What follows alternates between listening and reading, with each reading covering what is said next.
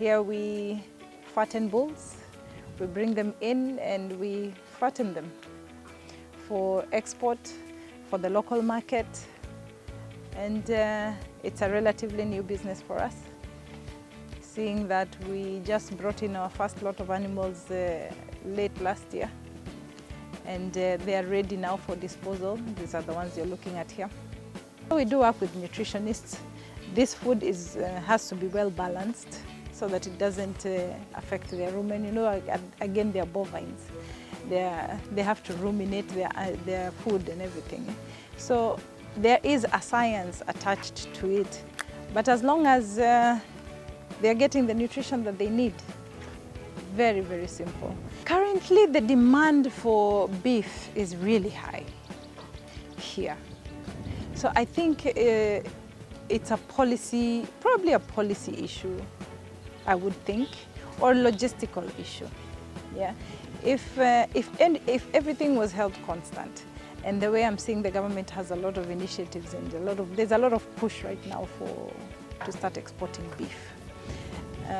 I think this business of feedlotting will really work, and I'm seeing a good future for it in terms of selling live animals and in terms of attracting many more markets, many more international markets to come and buy our beef.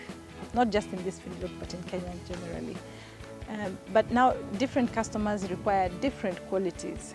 So the first thing you need to do is talk to your customer. What do you need? Is it lean beef? Is it fatty beef? And then you adjust your breeds and your feed accordingly. So if there's access to the market, how I see it, it would be good to have access to the market, which now would dictate how we raise, what we raise and how we raise for them to uptake. The government could support farmers a little more in terms of research for some of these diseases and anything that might affect these animals negatively. Again, education is very important for us as farmers. Give us a little bit of education. How do we do this? Can we get also some funds?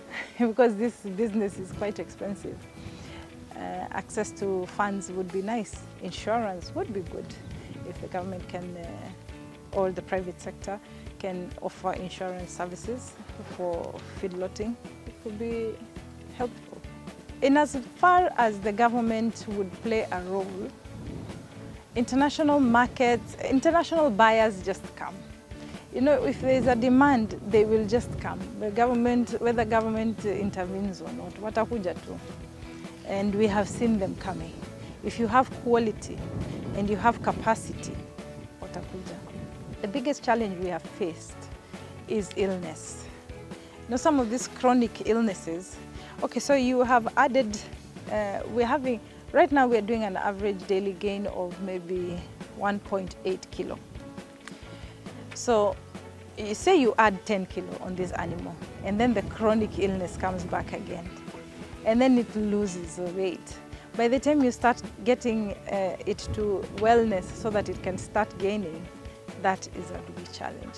Another challenge is sometimes it takes a while for them to adapt to this food, because they're used to grazing out there on green, and then now they're coming and then the diet is different. So they get some get rumen problems, but only on the starting. Once they get used to it, that's it.